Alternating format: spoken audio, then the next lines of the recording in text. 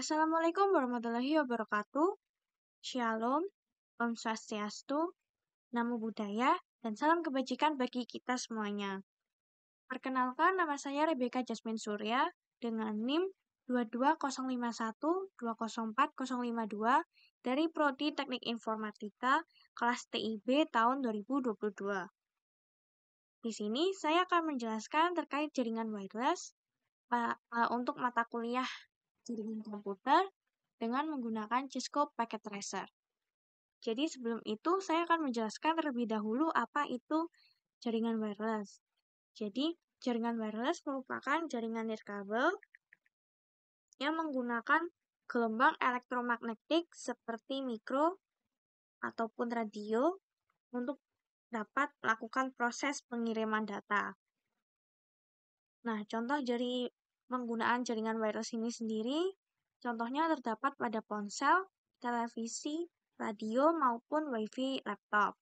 Nah, jaringan wireless ini juga dapat melakukan komunikasi yang sangat mirip dengan menggunakan komunikasi radio secara dua arah.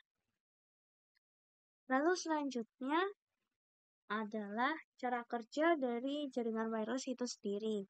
Yang pertama yaitu ada adaptor wireless komputer yang akan menerjemahkan data menjadi sinyal radio dan mengirimkan ataupun memancarkan sebuah data dengan menggunakan antena.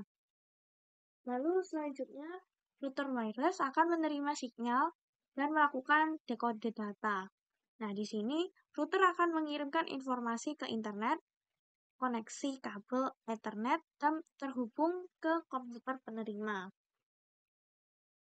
Nah, jadi 3 komponen yang dibutuhkan pada jaringan wireless. Yang pertama, yaitu sinyal radio, lalu selanjutnya ada format data, dan yang terakhir ada struktur jaringan. Yang dimana 3 buah komponen ini akan digunakan untuk mengirimkan dan menerima data.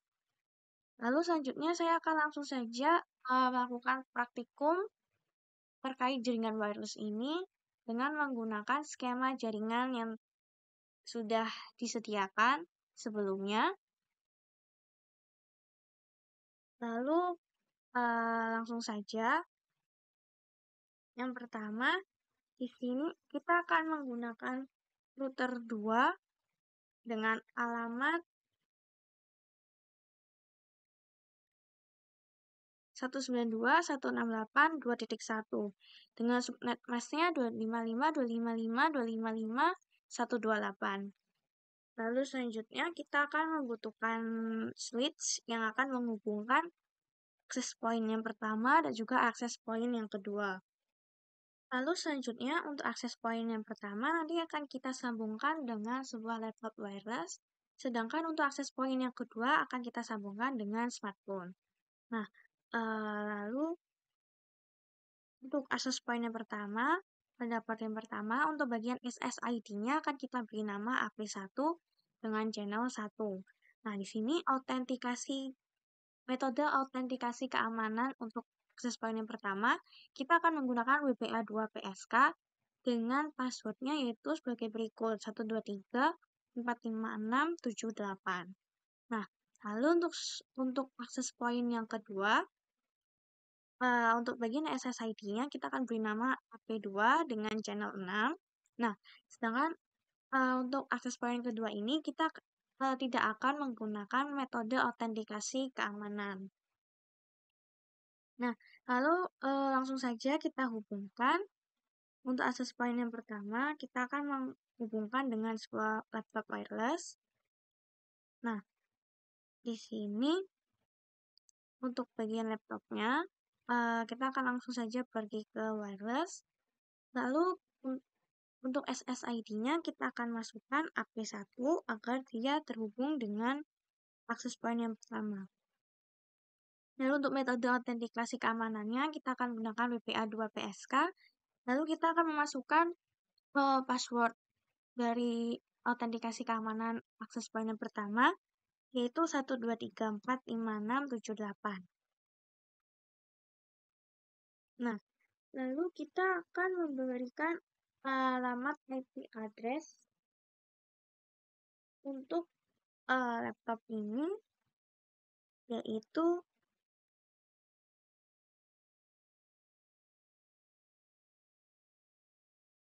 nah, kita akan memberikan alamat IP address untuk laptop ini berupa 192.168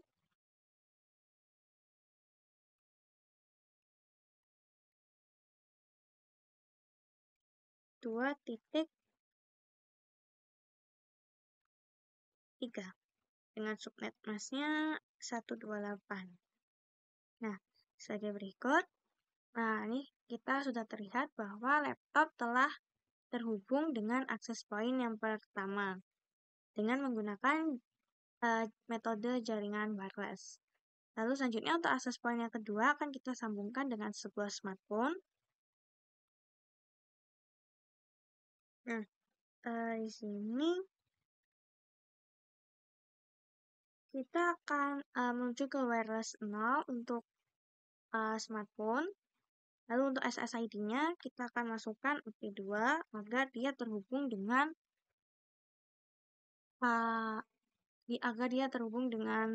access point yang kedua. Nah, karena access point yang kedua tidak memiliki metode autentifikasi keamanan, maka kita tidak akan menggunakan metode autentifikasi keamanan untuk smartphone ini. Lalu kita akan memberi alamat IP-nya berupa 192.168.2.4 dengan subnet masknya itu 128. Nah, di sini terlihat bahwa smartphone juga telah tersambung dengan access point yang kedua.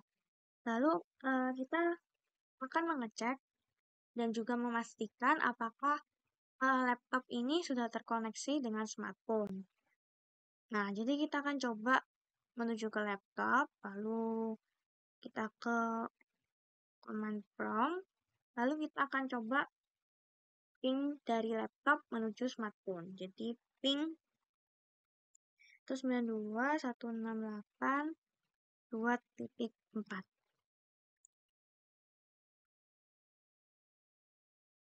Nah, di sini terlihat bahwa laptop sudah berhasil tersambung dan terkoneksi dengan smartphone dengan alamat IP smartphone yaitu 192.168.2.4. Nah, jadi praktikum dengan tema jaringan wireless untuk menghubungkan laptop dengan smartphone dengan menggunakan wireless sudah berhasil dilakukan. Lalu selanjutnya saya akan melakukan praktikum lanjutan yaitu terkait DHCP server. Namun sebelum itu saya akan menjelaskan terlebih dahulu apa itu DHCP server. Jadi DHCP atau Dynamic Configuration Protocol merupakan sebuah layanan yang secara otomatis dapat memberikan nomor IP kepada komputer yang memintanya. Nah, jadi komputer yang akan memberikan nomor IP akan disebut sebagai DHCP server, sedangkan komputer yang meminta nomor IP disebut sebagai DHCP client. Lalu selanjutnya ada cara kerja dari DHCP server. Nah, cara kerja dari DHCP server itu sendiri akan melalui 4 tahapan proses untuk dapat memberikan konfigurasi atau nomor alamat IP. Nah, yang pertama ada DHCP discover, yang dimana klien akan meminta nomor IP ke server atau yang dilakukan secara broadcast untuk mencari DHCP server. Lalu selanjutnya ada DHCP over, yang dimana DHCP server akan mempunyai nomor atau alamat IP, lalu akan memberikan penawaran ke klien tersebut. Lalu selanjutnya ada DHCP request, yang dimana klien akan memilih penawaran dari DHCP server yang pertama yang akan diterima dan kembali akan dilakukan proses broadcast dengan message menyetujui peminjaman tersebut kepada DHCP server.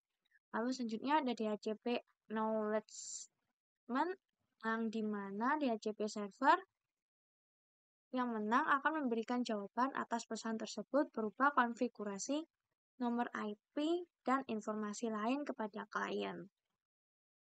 Nah, lalu selanjutnya saya akan langsung saja melakukan praktikum terkait DHCP server ini dengan menggunakan skema jaringan yang sudah digunakan sama seperti sebelumnya.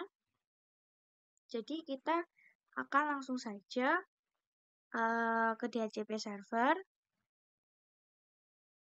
lalu kita akan ke flash Ethernet. Nah, sini untuk DHCP server kita akan menggunakan alamat IP 192.168.2.2 dengan subnet mesnya yaitu 255.255.255.128.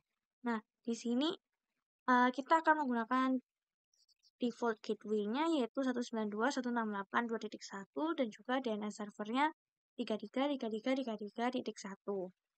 Nah, lalu kita akan setting IP servernya secara statik di IP configuration.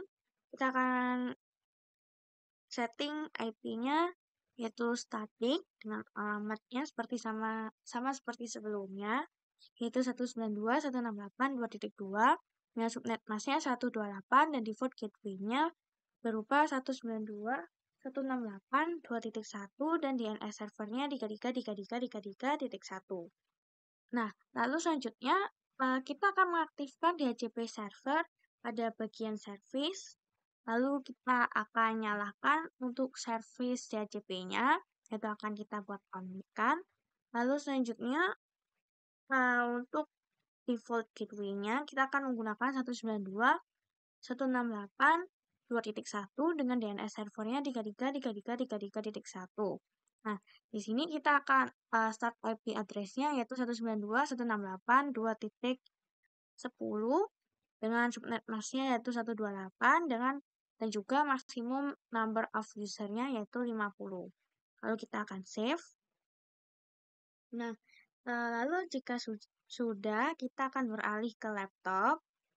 Lalu kita akan menuju ke IP configuration.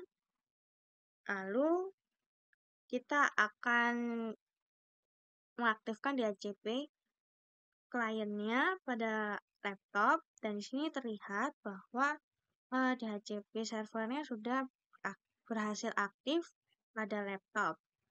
Dan yang bisa kita lihat di sini untuk IP address-nya 192.168.2.10 dan subnet masknya yaitu 128.